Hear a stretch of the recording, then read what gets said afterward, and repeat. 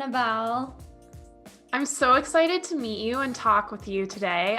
Can you give me a little intro real quick so the viewers know what we're going to be chatting about, who you are, and how you're going to be helping me on my journey?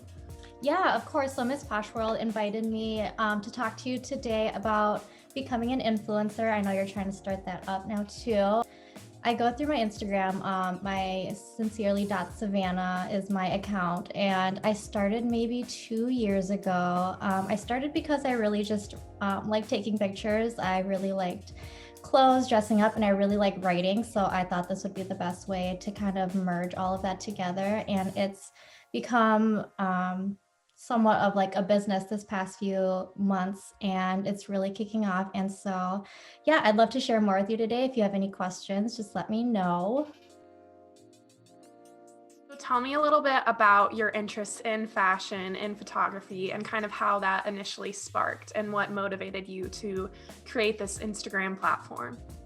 Like I said, I really enjoy fashion, and then photography too. I did a little bit of modeling, which I saw that you do. And so I kind of stepped out of that a little bit and then more into Instagram, just because I was able to reach more people that way.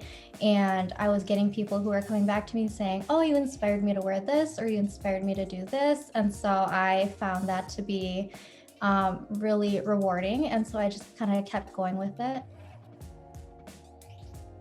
So when you started your page, did you go into it with a vision of what you wanted to do, how you wanted to lay out your page? Or did you just decide one day, I'm going to take cool pictures, I'm not going to follow a theme, I'm just going to do me?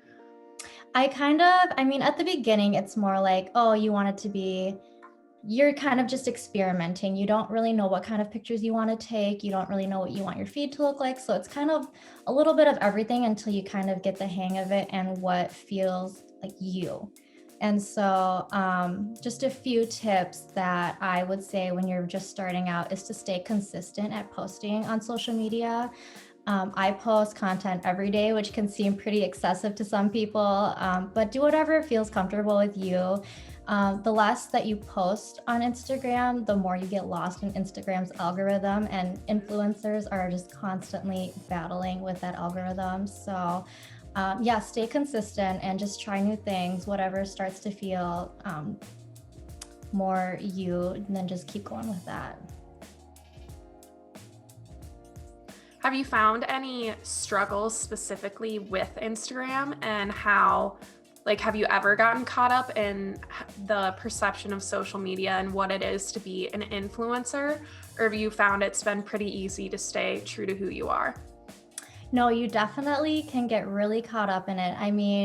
Instagram is really like a full-time job, because you're creating the content, and then not only that, you have to put captions together, captions that relate to people and are intriguing.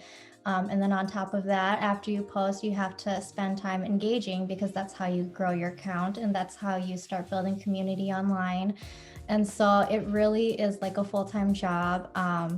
My husband yells at me a lot because I'm just constantly on my phone. So he's the one who keeps me in check. And so, yeah, I always have to remind myself to just be present. I have 2 kids, like I said. And so, it's kind of a fine balance that you have to just figure out for yourself too. The concept of a social media influencer is kind of new. So how do you explain to people what you do for your job? So yeah, like I said before, so I'm just kind of putting outfits out there. I'm putting my life experiences out there. If it influences someone to try something new or try a new outfit, I'm constantly talking about things to do around the cities, like how I'm raising my kids, and maybe that gets people thinking about the same exact thing too. So I don't really like to call myself an influencer, but if it gets people thinking about doing something differently, then I guess, yeah, it is influencing. Tell me a little bit about how you got your first brand deal or what that was like. Did you reach out to them? Did they reach out to you? Was it mutual?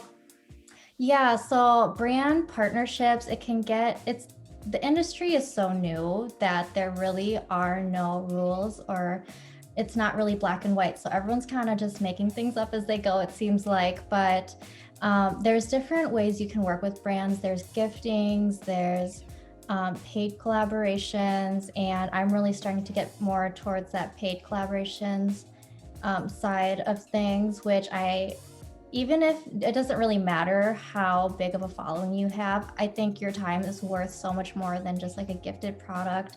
So even if you don't have a very big following, I would seek out to get paid because, like I said, you're constantly creating content and then engaging with your audience, and that takes a lot of time.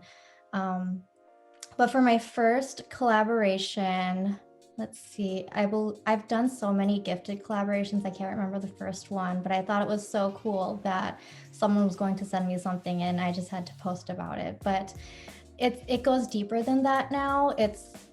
I have to research the brand. Does their mission align with what I believe in? And you have to really do your research and just make sure that you're finding brands that align with what you're passionate about. If you're passionate about healthy eating, you're probably not going to be endorsing, I don't know, donuts or something, unless they're just super healthy donuts, but just things like that.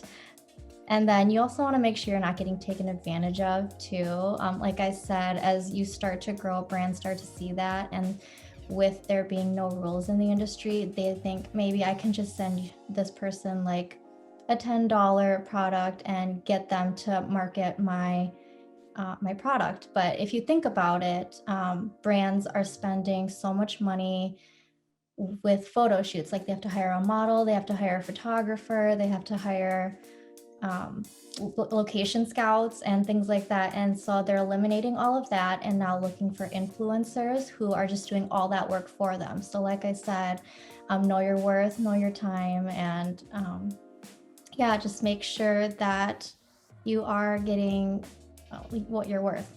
Mm-hmm. You also told me a little bit about how influencers take out the production aspect of brands and their companies. So walk me through what a day in your life is like, how you get prepared to shoot content, how you kind of make sure you're on track for promoting these brands in the way that you do. Mm-hmm. Sure. So when a brand comes to me and they come with a product, so let's say they want me to promote chips or something, a bag of chips. I will take the chips and I'll kind of think of different ways that I can promote it creatively. That can sometimes involve me going out to get props or going out to scout a location that I think would work really well with it. And if I want to involve my kids, that takes another like 3 hours to do too. So it really is time consuming. I recently just bought a new camera just for the purpose of creating content. So it's taking the time to know the equipment as well.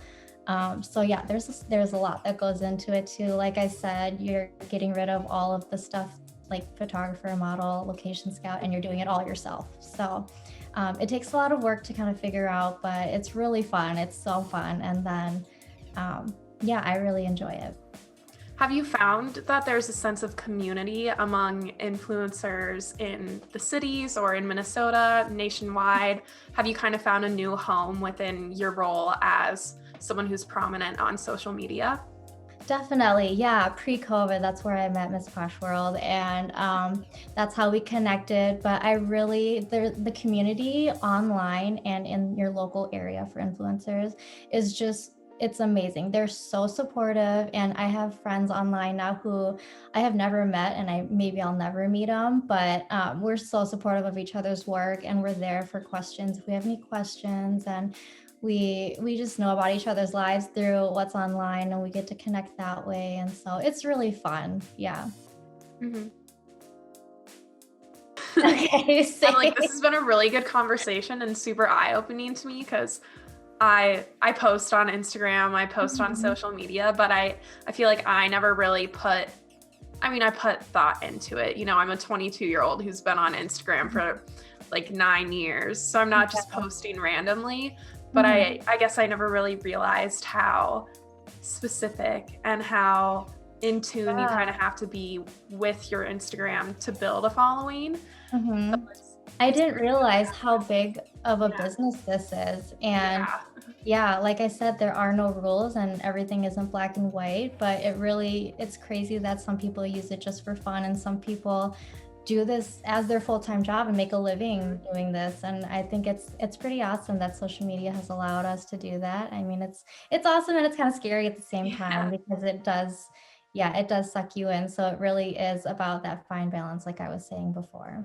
Mhm. I have a few questions for you, if that's okay. I don't know if you want to put Okay. this out there or not in the Yeah. video, but I was just curious. So how big of a role does social media play on your journey for this pageant? Yeah, I would say definitely since lockdown, it's kind of started playing a bigger role, Mhm. just in the sense that you can't meet people face to face. You can't really do those previous in-person interactions that you would be able to do to kind of get your name out there, tell Mhm. people what you're doing. So I think social media is a lot bigger than it would have been maybe in the past.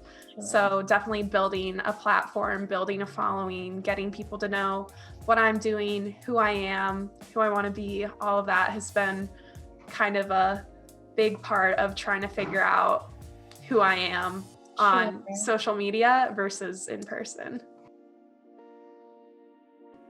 Cool. It's been so Yeah. fun talking to you. I, Yeah. again, like had no idea how much work went into this, really. Oh gosh, yeah, I could go on about the business side of social media all day long. So if you ever have any more questions, definitely feel free to reach out. Thank you so much for taking the time to talk to me. I feel like I've learned so much today. You have been awesome and really just enlightening me into the world of what social media is. Of course, yeah, this was great. And I had so much fun talking to you as well. Good luck with everything, and I'll be watching too. Thank you. Well, time to log off. All right. Yeah.